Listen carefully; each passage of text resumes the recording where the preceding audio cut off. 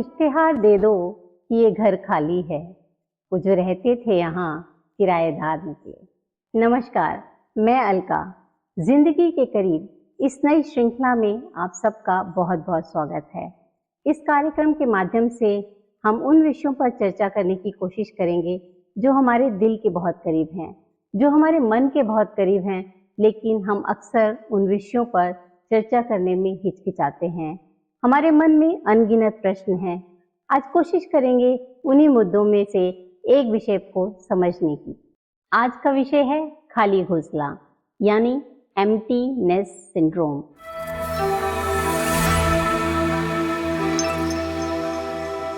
जिंदगी का वह दौर जब आपके बच्चे अपने अस्तित्व की तलाश में घर से चले जाते हैं, वह घोंसला जो आपने बहुत प्यार, मेहनत, लगन और ईमानदारी से बनाया था, आज वो खाली है।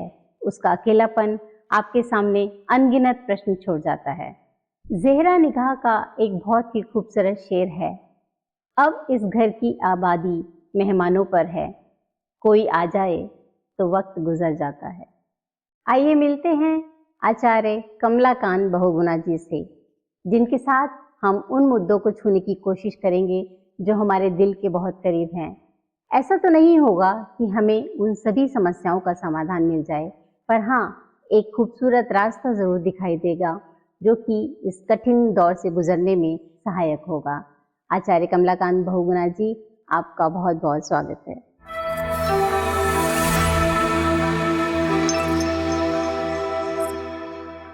तो आइए सबसे पहले ये जानने की कोशिश करते हैं कि ENS यानी एम्प्टी नेस्ट सिंड्रोम क्या है। ENS के बारे में जानने से पहले मैं इतना ज़रूर कहना चाहूँगा कि प्रश्न आज का आम प्रश्न नहीं है, बल्कि ये संपूर्ण विश्व की एक समस्या है जी। जो भी प्रकृति को बहुत नज़दीक से जानते हैं, वो जानते हैं जब पक्षी नर मादा होते हैं, जैसे ही उनको ये एहसास होता है कि वो माँ और बाप बनने वाले हैं जी, तो उनके हृदय में प्रेम के भाव प्रकट होते हैं और उस प्रेम की परिणति होती है घोंसले के निर्माण में जी। और सबसे हैरानगी की बात यह है, उन नर और मादा ने कभी किसी स्कूल में, किसी इंस्टीट्यूट में जाकर के घोंसले बनाने की विधि नहीं सीखी है।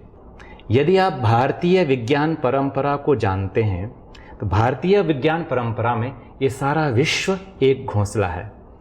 लेकिन एक बहुत ज़रूरी बात, घोंसले में जब तक पक्षी का पालन पोषण वो नरमादा पक्षी कर रहे होते हैं, तभी तक वो घोंसले में रहते हैं। जैसे वो पक्षी शावक घोंसले से उड़ जाते हैं तो फिर वो पक्षी उस घोंसले में नहीं रहते हैं जी, जी, जी। आज की परिस्थिति में जो बच्चे अपने माता पिता के घर से बाहर कहीं अन्यत्र सेटल हो गए हैं और माता पिता घर में अकेले हैं, एकाकी हैं, उनके जीवन में शून्यता आ गई है, उस रिक्तता को बताने के लिए, उस खालीपन को बताने के लिए आज के मनोवैज्ञानिकों ने शब्द दिया है ENS, उनकी शून्यता को बताने के लिए। जी जी जी। तो एक तरीके से हम ये कह सकते हैं कि ये एक परमानेंट फेज़ नहीं है, ये एक अस्तित्व की लड़ाई है, ट्रांजिशनल फेज़ है, और जैसे ज़िंदगी आगे बढ़ती है जी बिल्कुल बिल्कुल बढ़ता जाता है। तो ये अकेलापन जो है, ये बाकी जो हमें ज़िंदगी में अकेलापन अलग अलग दौर में मिलता है, उससे अलग है। पहला जो अकेलापन होता था वो किसी कारणवश, यहाँ पर शून्यता उन बच्चों के कारण जिन बच्चों के लिए माता पिता ने अपने को खपा दिया, और लगता है जो शून्यता को कैसे भरेंगे, इस रिक्तता को कैसे पूरी की जाएगी। इस कारण ये अकेलापन उन अकेलेपन से बिल्कुल नितांत भिन्न है। तो क्या ये परमानेंट फेज़ है कि ट्रांजिशनल फेज़ है? नहीं, बिल्कुल ये बदल देगा, पर शुरुआत में स्थितियां ऐसी होती हैं तो इसलिए लगता है कि बहुत दिक्कत वाली है, लेकिन ये हमेशा एक जैसा नहीं रहता है। तो ये अस्तित्व की लड़ाई का फेज़ है, लेकिन ट्रांजिशनल फेज़ है जी। और हम ये कह सकते हैं कि अभी भी माता पिता अपने बच्चों को सपोर्ट कर रहे हैं कि वो जाएं और अपने अस्तित्व की पहचान बनाएं। जी जी, उन्होंने पंख दिए हैं कि तुम जो तुम्हारी इच्छाएं हैं, अपनी इच्छाओं के पंख उड़ने के लिए दे दिए माता पिता ने। तो जब ये भाव आते हैं तो फिर वो उभर जाते हैं। तो आचार्य जी ये बताइए कि ईएनएस की कौन कौन सी स्टेजेस होती हैं? एक बात तो माननी पड़ेगी कि ईएनएस जो समस्या है ये हमेशा एक जैसी नहीं रहती है जी। इसलिए इसके 3 अवस्था है। अच्छा। पहली है ग्रीफ, दूसरी है रिलीफ और तीसरी है जॉय। अच्छा, इसके बारे में थोड़ा सा विस्तार से बताएं। हाँ। पहली जो अवस्था है वो अवस्था वो है कि जब उनको स्वीकार नहीं होता है कि मेरे बच्चे हमसे दूर हो रहे हैं और उनको लगता है जिनके कारण हमने सब कुछ किया, सब कुछ सहा और आज वो हमारे साथ नहीं, तो एंजाइटी है अंदर, जो स्ट्रेस, जो अवसाद है, तो ये है ग्रीफ की अवस्था जी। लेकिन ये अवस्था हमेशा नहीं रहती है, धीरे धीरे वो स्वीकार करते हैं और स्वीकार करने की इस अवस्था को बोलते हैं रिलीफ। अच्छा। अब बच्चों से लड़ना नहीं है और नहीं भागना है जिंदगी से, बल्कि अब वो परिस्थितियों से मुकाबला करना चाहते हैं। तो ये परिस्थिति, ये जो अवस्था है, इस अवस्था को बोलते हैं रिलीफ की अवस्था।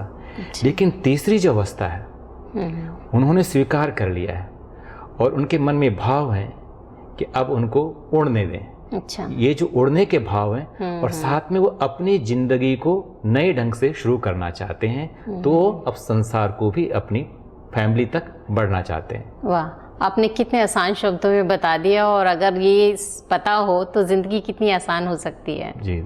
तो आचार्य जी ये जानना चाहेंगे कि जो ईएनएस होता है ये माता पिता में से एक को बहुत ज़्यादा प्रभावित करता है कि दोनों को प्रभावित करता है, कि कौन ज़्यादा इससे प्रभावित होता है, माँ या पिताजी? बहुत ही अच्छा प्रश्न है, लेकिन मैं इसके आंसर देने में इतनी बात ज़रूर कहना चाहूँगा, किसी का दर्द, किसी का दुख छप जाता है और किसी का दुख, किसी का दर्द छिप जाता है जी।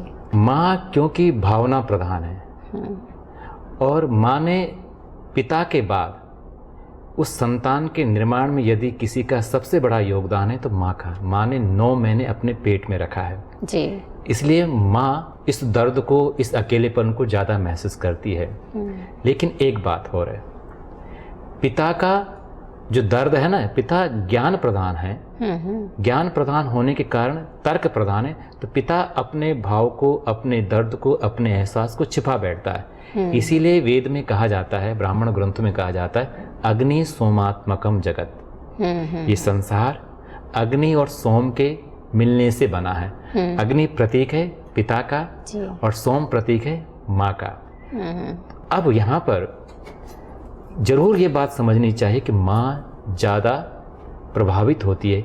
उसका एक कारण ये है कि इस दौरान, ईएनएस के दौरान, माँ मीन पोज से भी ग्रसित हो जाती है, तो उनके जो हार्मोनल चेंजेस आ रहे हैं जी जी, तो वो ज़्यादा उस अकेलेपन को ज़्यादा महसूस, और उनकी रिस्पॉन्सिबिलिटी भी घर में ज़्यादा है, जो पेरेंट्स हैं उनकी देखभाल करनी है, अपनी कैरियर को देखना है, उनका खुद का हेल्थ देखना है, तो उनके ऊपर प्रभाव पड़ता है। बिल्कुल। हाँ, मैं सहमत हूँ आपकी इस बात से। और पिता का भी ये है कि वो भी ऐसे रिटायरमेंट मोड में है, फाइनेंशियल सिक्योरिटी उन्हें देखनी है, तो दोनों के ऊपर ही प्रभाव पड़ेगा।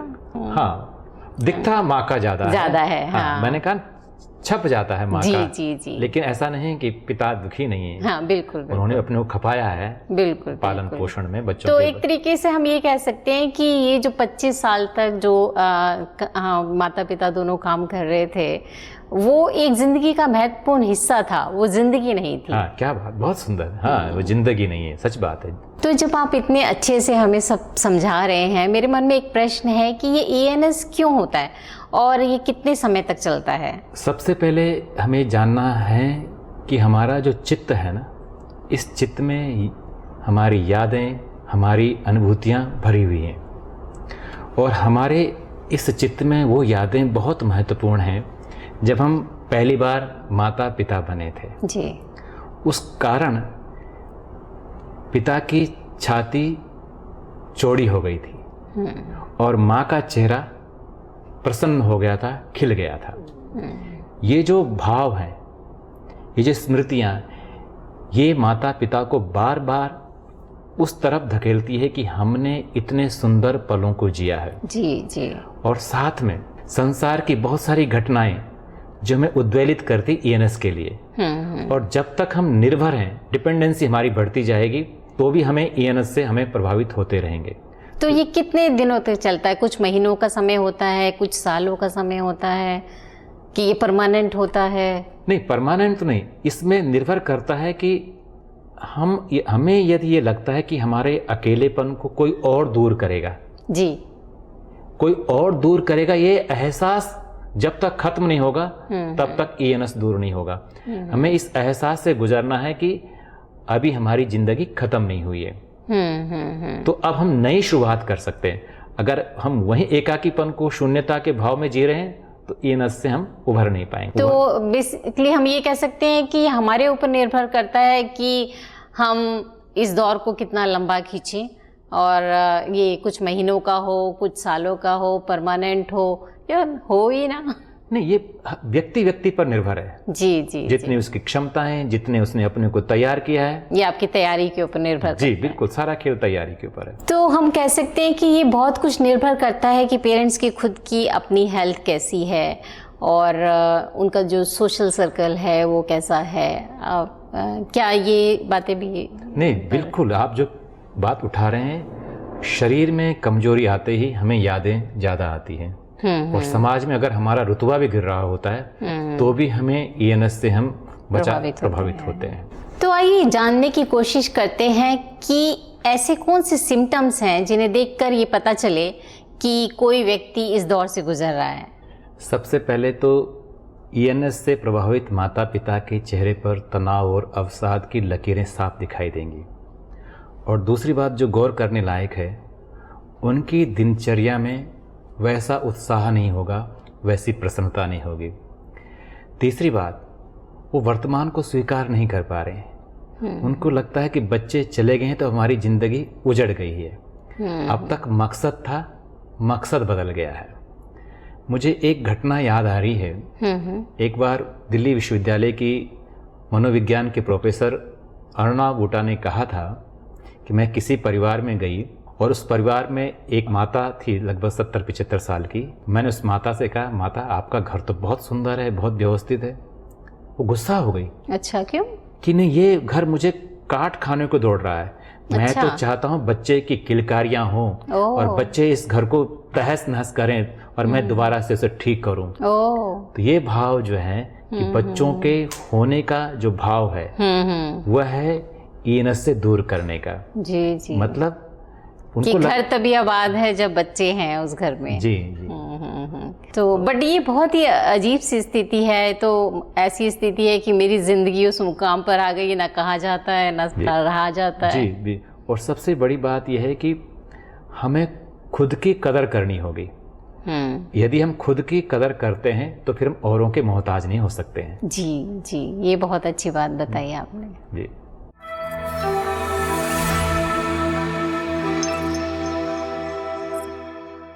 ऐसा देखा गया है कि इस दौरान जो तलाक के मामले हैं वो बहुत ज़्यादा सामने आते हैं। तो ऐसा क्यों है कि इस ईएनएस के दौरान जो माता पिता के आपसी संबंध बिगड़ते हैं या जो भी होता है, जो तलाक की जो संख्या है वो ज़्यादा दिखाई देती है इस उम्र के मोड़ पर? नहीं, आपने बिल्कुल बात सही रखी है। एक तो हमें समझना होगा कि जिन पति पत्नी की जो ईएनएस में आ चुके हैं, अगर उनकी यादों में वो चैन, वो शकून, वो प्रेम, वो पल नहीं है जिनसे उनको लगता है कि ये तो मेरा अपना अभिन्न सखा है, एक तो कारण ही है। दूसरा, उनकी की हुई त्रुटियों की कड़वाहट यदि अभी भी दिल में है। अब क्या है, इस समय ऐसा आ गया कि बच्चे तो चले गए जी, जिम्मेदारी खत्म हो गई, बिल्कुल। तो उनको लगता है कि अब हम कोई ऐसा व्यक्ति जो केवल मेरे लिए, जो सोलमेट बन सकता है। यहाँ तो मजबूरी थी, बच्चों के कारण हम बंधे हुए थे, तो वो अपनी इच्छाओं को स्वतंत्रता के पंख देना चाहते हैं। अब कितना सही है कितना गलत, लेकिन ये जरूर है कि जब मन में बार बार वही गलतियां याद आ रही हों। और एक बहुत महत्वपूर्ण कारण, धीरे धीरे लोगों में सहनशीलता कम हो रही है जी, संयम कम होता जा रहा है। तो हम बर्दाश्त नहीं कर पा रहे, स्वीकार नहीं कर पा रहे। तो अस्वीकार के कारण इस ENS के दौरान तलाक के कारण बढ़ रहे हैं। क्योंकि ब्लेम गेम बढ़ता जा रहा है। लोग ये याद नहीं रखते कि क्या अच्छा किया, लेकिन क्या बुरा हुआ वो जरूर जहन में रहता है। बिल्कुल बिल्कुल। और यही ये जो ऐसी यादें ना, गलत यादें याद रख लिए, मस्तिष्क को हमने डस्टबिन बना लिया है। हाँ, और मैं भी शायद ये भी लगता होगा कि जो हमारी जो जिम्मेदारियां हैं वो खत्म हो गई हैं, तो अब हम स्वतंत्र हैं, अब हम जो मर्जी कर सकते हैं। बिल्कुल, यही कारण। मैं सहमत हूँ इस बात से। जी जी जी। स्वतंत्रता तो सबको चाहिए, हाँ, पर स्वच्छंद नहीं होना चाहिए इंसान को। जी जी, दोनों में फर्क है। हाँ जी जी जी, बिल्कुल बिल्कुल। तो यह दौर इतना मुश्किल ना हो, इसके लिए माता पिता और बच्चे दोनों का क्या रोल रहना चाहिए? मन से उतरना और मन में उतरना। हमें इस बात को हमेशा याद रखना चाहिए, वो चाहे माता पिता हों चाहे बच्चे हों। जी। उन बातों को याद रखें जिनसे हम मन में उतर जाएं। उन बातों को संभाल कर रखें, उन यादों को संभाल कर रखें। बहुत सुंदर। और जिन कारणों से, जिन बातों से मन से उतर रहे हैं, उनसे संभल जाएं, दोबारा रिपीट न करें। और दूसरा, उम्र जाया कर दी लोगों ने औरों के वजूद में नुक्स निकालते निकालते, इतना खुद को तराशा होता तो फरिश्ते बन जाते। क्या बात है। मैं माता पिता को कहना चाहूँगा कि अब बच्चों की गलतियां ना निकालें। अब करना क्या है, अब अकेलेपन और एकांत में फर्क करना है। जी। अकेलापन खलता है, एकांत ऊर्जा देता है। और जब हम ऊर्जा के महासमुद्र में समाहित होते हैं ना, फिर अकेलापन नहीं खलता है। तो इस बात को हमें समझना होगा, ये हमारे लिए ताकत बनेगी। तो पहले तो यही समझ आना चाहिए कि अकेलापन क्या है और एकांतपन क्या है। जी, बहुत खूब बताया ना कि जी, जैसे जी। खलना, शून्यता का भाव आना कि मैं कुछ भी नहीं हूँ। और एकांत मतलब ऊर्जा से भरपूर हो जाना। हम किसी भी काम करने में हमें ऊर्जा चाहिए होती है। बिल्कुल। बच्चों के लिए मैं कहना चाहूँगा, बेहद अदब तमीज से पेश आइएगा इन बुझे चिरागों से, कि रात की थी रोशन इन्होंने रात भर खुद को जलाकर। वाह। बच्चों को माता पिता ने तब सहेजा था जब उनमें पुकारने तक का सामर्थ्य नहीं था। माता पिता ने बच्चों को तब संभाला था जब वो इतने नाजुक थे कि हवा का एक झोंका भी उनको उड़ा सकता था। माता पिता ने तब उन्हें समझा था, उन्हें समझाया था जब वो इतने नासमझ थे, कोई भी उनको बेवकूफ़ बना सकता था। जी। सबसे ज़रूरी बात, बच्चों को ये याद करना चाहिए कि उन माता पिता ने हमारे लिए सब कुछ, अपने लिए हमें देने के लिए सब कुछ किया। हमारे निर्माण में उन्होंने अपना सर्वस्व न्योछावर कर दिया। बिल्कुल। ऐसी हालात में बच्चों को चाहिए कि जब माता पिता को जरूरत हो तब वहाँ उपस्थित हों। उनकी प्रेजेंस जरूरी है और आश्वासन जरूरी है। बिल्कुल। और एक बात जरूर याद रखनी चाहिए, बात करने से बात बनती है जी, बात न करने से बातें बनती हैं। क्या बात है। और बिल्कुल सही कह रहे हैं आप। जो काम करेगा गलतियां उसी से होगी। माता पिता को उन बच्चों से प्यार करना है और बच्चों को अपने माता पिता को सम्मान भी देना है और प्यार भी करना है। जी जी, क्योंकि अब जीवन में इनकी बहुत बड़ी भूमिका है। तो एक्चुअली आजकल तो इंटरनेट का युग है। कभी भी अगर आप इतने व्यस्त हैं तो बहुत सारे तरीके हैं बात करने के। आप वीडियो कॉल कर सकते हैं, चैट कर सकते हैं, मैसेज भेज सकते हैं। क्योंकि पेरेंट्स को तो सिर्फ यही चाहिए कि उनकी जो खुद की जो बच्चे की फिज़िकल सेफ्टी है, आप ठीक हैं, खुश हैं, जहाँ भी हैं, वो बहुत ज़रूरी है। तो अगर इस तरीके का कम्युनिकेशन होता है तो मे भी उनकी एंग्जाइटी थोड़ी कम हो जाती है। मुझे यहाँ पर एक बात कहनी है। पुत्र को यास्क ने कहा है कि पुत्र में पिता अपने को देखता है। पुत्र का मतलब पुत्र पुत्रियां, संतानों में माता पिता स्वयं को देखते हैं। इसलिए जो आपने कहा ना कि बच्चों को ये याद रखना चाहिए कि माता पिता को बताएं हम स्वस्थ हैं, सुरक्षित हैं। जी, उससे माता पिता को लगता है हम सुरक्षित हैं, हम स्वस्थ हैं, हम स्वस्थ हैं, क्योंकि वो उन्हीं का अंश हैं। जी बिल्कुल। तो वो उनको लगता है। तो ये समझने की जरूरत है कि बच्चे बाहर जा रहे हैं, लेकिन उनको अभी भी इमोशनल सपोर्ट की ज़रूरत है, फिजिकल सपोर्ट की ज़रूरत है और फाइनेंशियल सपोर्ट की ज़रूरत है। हाँ, बच्चों को लगे कि हाँ अभी मेरे माता पिता हैं। जी जी, जी। कहें मैं हूं ना। हाँ, मैं हूं ना। माता पिता बोले मैं हूं ना। बिल्कुल। और बच्चे भी ये बोले कि मैं हूं ना। मैं हूं। तो जब जिसको जरूरत है आप दोनों के लिए खड़े हुए हैं। जी जी।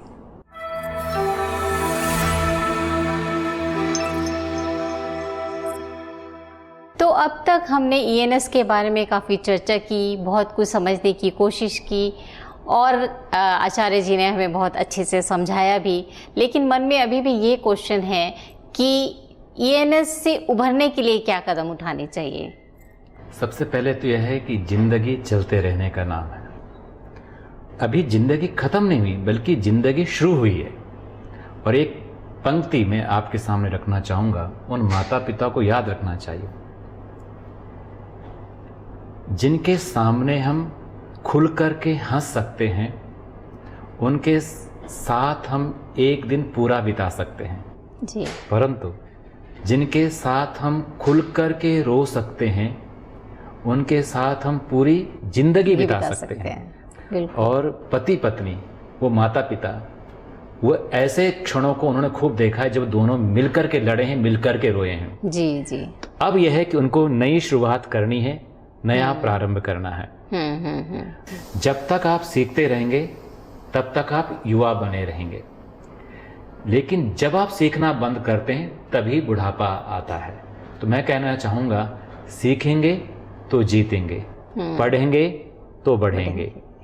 तो इसका मतलब कि इस टाइम पर हमें एक नई हॉबी सीखनी चाहिए या कुछ ऐसा करें जो कि हम पूरी ज़िंदगी करना चाहते थे पर नहीं कर पाए।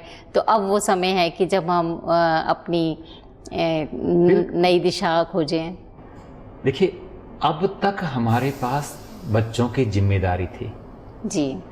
अब ज़रूरत है कि हम वो चीज़ करें जो हमारे मन में तमन्ना थी और वो कहीं नहीं कर पाए। हाँ। और इसके साथ हम पुस्तकों को पढ़ें, किताबों को पढ़ें और साथ में कुछ ऐसी आर्ट, कुछ नई भाषा, नई कला, संगीत को सीखें और उससे आपकी ज़िंदगी में पॉजिटिविटी भी आए। बिल्कुल।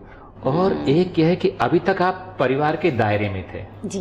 अब आपको एक बात समझनी होगी कि एक परिवार है पूरा विश्व। हमें बड़े परिवार के साथ मिलना है। हम अनुभवों से भरपूर हैं, तो हम समाज को अपने अनुभवों के द्वारा गाइड कर सकते हैं। एक तो ये। दूसरा, अब समय आ गया है, अब तक तो जिम्मेदारी थी बच्चों की जी। अब हम अपने माता पिता से भी रिकनेक्ट हो सकते हैं। बिल्कुल बिल्कुल। और उनके अनुभवों का भी हम लाभ ले सकते हैं। हाँ। और एक बात मैं जरूर कहना चाहूँगा, बहुत से लोग अपने ही दुखों के गीत गाते हैं।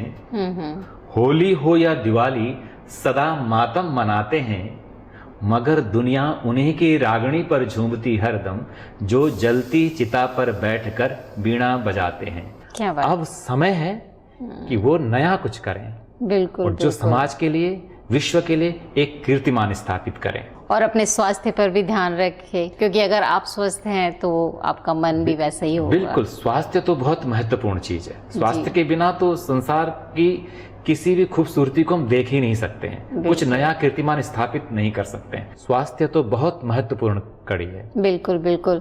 और अब हमारे पास टाइम भी है बहुत ज़्यादा, क्योंकि पहले जो हमारी जिम्मेदारियां थी उनके वजह से सारा समय उसमें ही चला जाता था। तो अब समय है कि हम अपने जीवन साथी के साथ और अच्छे हसीन पल बनाएं, नई मेमोरीज बनाएं। बिल्कुल, बिल्कुल। और जो समय, अब आपके पास तो बहुत समय है, तो आप दोबारा से रीलिव योर लाइफ।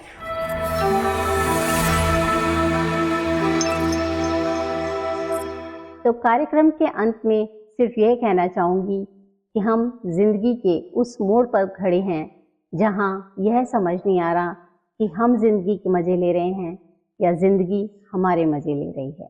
पर जो भी हो, जिंदगी हमेशा आगे बढ़ती रहती है। अब ये हम पर निर्भर है कि हम उसे किस दिशा में ले जाएं, दुख और अवसाद की ओर या एक खुशनुमा नई जिंदगी की ओर, एक नए मकसद की ओर।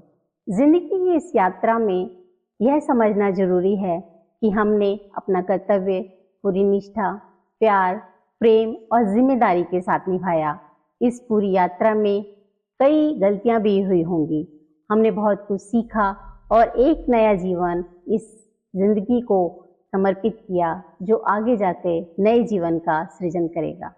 बड़े ही खुशनुमा वहम थे कि हम उनकी जिंदगी में अहम थे।